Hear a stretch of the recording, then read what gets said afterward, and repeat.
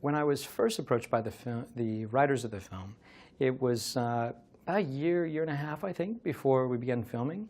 They were still in the writing phase, but they were wanting to do a love story that was about cons and had the psychological element that focused on the humanity of the con and the relationship of trust. And I had a personal relationship. My partner and wife, Ava Doe, and I had a company called WizMob Incorporated, where we spent a lot of time with real thieves, and we had to develop relationships, both friendly but also professional with them. And the trust is really difficult. And so we tried to find what's a different type of con or organized crime group that hasn't really been approached by Hollywood.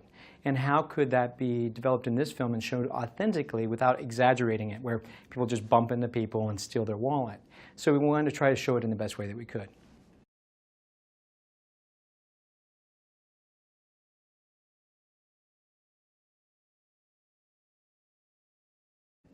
From that moment forward, I think it was going through a couple of phases of looking at what they developed with the writing. I gave them some ideas of what that world was like, what the terminology that was used in those worlds. Interviewed some folks that were actively doing that, that were criminals, and kind of gave some perspectives to them on that. And then worked with both wardrobe and props to be able to identify, okay, what type of wallet would you steal? What would you be wearing when you did it? What would the victim be? And then also, who are the victims going to be? How can they play that part? Are they the right height for this piece? If we were really going to pull it off, we couldn't fake it. And then it came down to training it. And we had to, for one scene alone, there's several scenes throughout the film that we used the stealing, but one scene alone we had 9 different bits with different choreographed steals that were, had to be rehearsed by Margot and blocked out. And I think she has a ballet background, so that helped her a little bit with the physicality of some of it. But she picked it up so fast. And Will came to Las Vegas ahead of time. And he went to a hackers conference with me, met some hackers. He met some con men, some card hustlers, some different guys.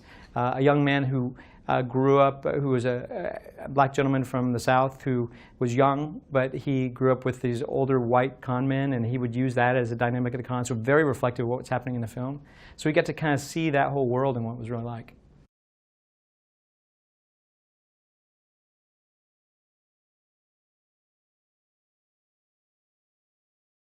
It's pretty dead on in a lot of ways. I mean, there are a couple of little pieces where Margot drops the cell phone down her back and it slides, and it's a little extra flourish.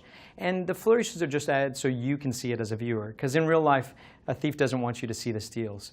But otherwise, the bags that steal bags, the booster bags, the card hustling, we try to make it as legitimate as possible. We even brought in props from an underground gambling ring that loaned us the props to use in the movie for a portion.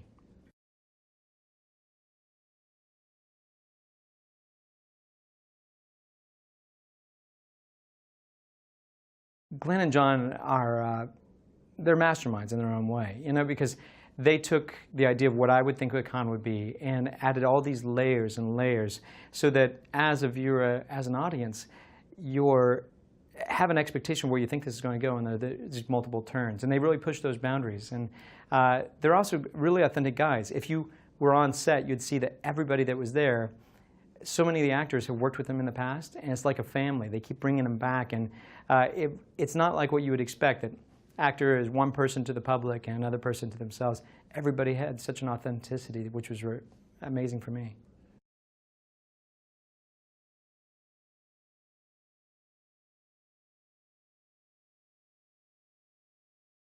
The idea of protecting yourself, I mean, there's little tips here and there, the way you carry your luggage, things like that.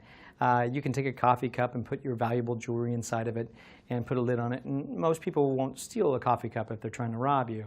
And that's a quick way to make an improvised safe. But generally the idea is it's a balance between focus and skill. If the thief is focused and has skill and they're focused on you, there's not a lot that you can do. But generally, thieves have low focus and they're looking for a broad selection of victims, even if they have high skill. So if you can be less susceptible than somebody else and you seem more aware and you're more guarded with your things, they'll move on to the next target. And whether that's a home invasion, whether it's somebody on the street, that's the best way to do it, is think about, can I be less susceptible than the next guy?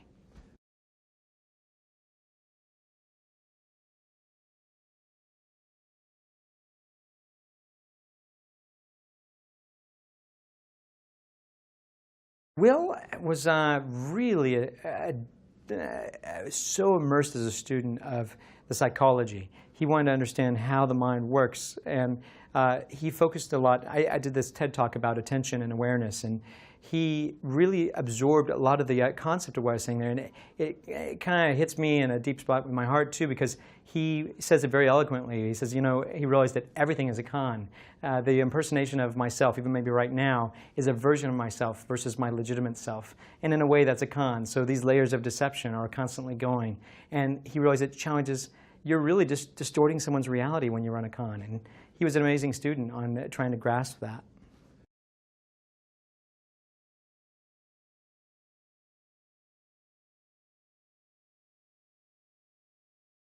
Here are a couple of ideas. Now, if you think about sleight of hand and what it takes to steal from someone, pickpocketing, card cheating, and a lot of the sleight of hand is what was the foundation for magic, for magicians to be able to do what they do. So when you see somebody do a magic trick, they're a lot of times using the same type of sleight of hand.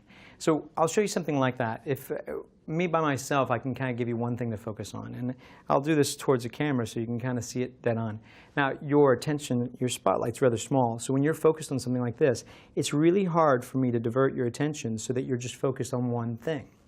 Yet really, this is a small microcosm of what you do with a person. You shift their spotlight around so they can't keep track.